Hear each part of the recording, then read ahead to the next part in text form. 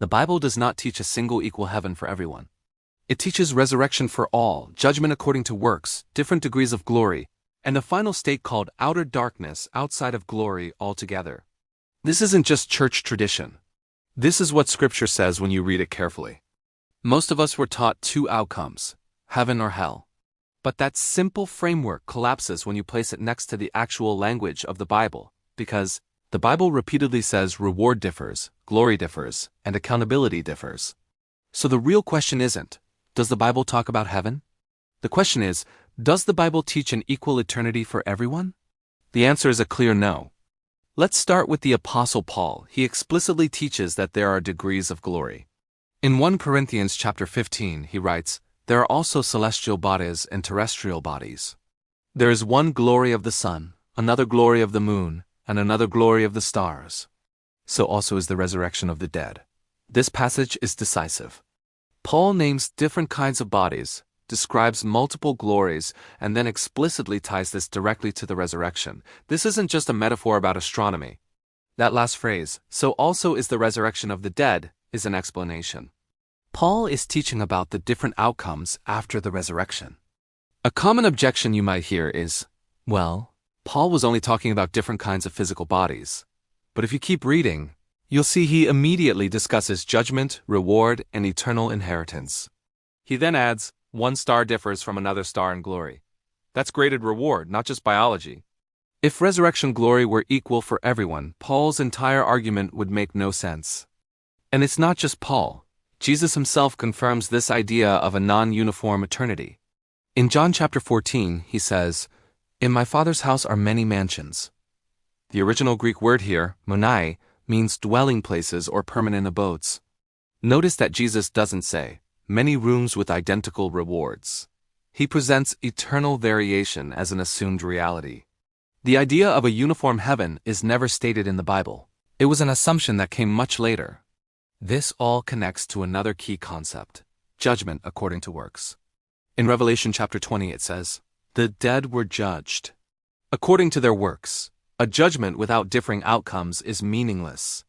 Jesus confirms this logic in the Gospel of Luke. He tells a parable where one servant who knew his master's will and ignored it is punished severely, while another who didn't know is punished lightly.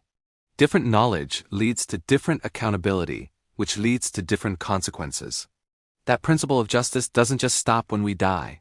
Now, some people object saying, but salvation is by grace, not works. And that is absolutely correct. But the Bible makes a clear distinction between salvation and reward. Look at 1 Corinthians chapter 3. "If any man's work be burned, he shall suffer loss, but he himself shall be saved." Think about that. Saved, yet suffering loss. Grace is what determines our resurrection, but our works are what determine our glory. This model preserves both God's mercy and His justice. This isn't just a New Testament idea either. The Old Testament agrees. In Daniel chapter 12, it says, "They that be wise shall shine as the brightness of the firmament, and others as the stars." The brightness differs. The shining differs. Even among the righteous, glory is not equal. Paul later uses this exact same imagery, showing a consistent theme throughout Scripture. Nowhere does the Bible say that everyone receives the same reward or that everyone will experience God in the exact same way. The idea that eternity just erases all moral distinctions comes from later theology, not from the biblical text itself. So at this point, the question that always comes up is, if most people inherit some degree of glory, is there any real punishment? The answer is yes. Jesus describes a state called outer darkness. Listen to Jesus' own words.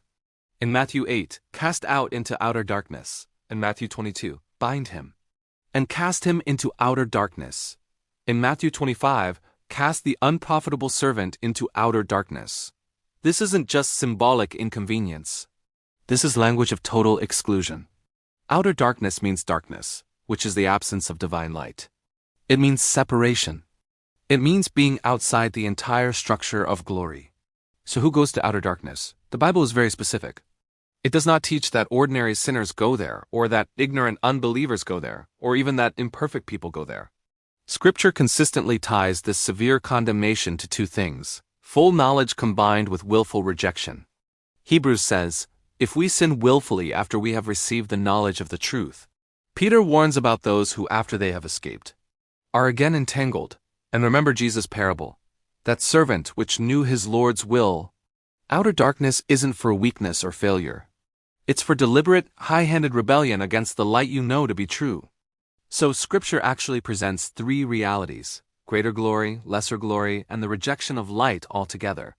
Outer darkness is not a lower level of heaven. It is outside of glory entirely. To have any glory, you must have at least some acceptance of the light. This biblical framework preserves a perfect balance. There is mercy for the ignorant and the imperfect. There is measured glory for the faithful. And there's just separation for the knowingly defiant. Without degrees of glory, God's mercy seems to collapse. Without outer darkness, His justice seems to collapse. The Bible teaches both are real. The Bible does not flatten eternity into one or two simple options. It structures it. Resurrection for all. Judgment according to works. Degrees of glory. And final exclusion for those who fully and knowingly reject the light. This isn't cruelty. This is divine precision. The Bible teaches not one eternal outcome, but a measured eternity glory for the willing, mercy for the imperfect, and separation for those who knowingly choose darkness.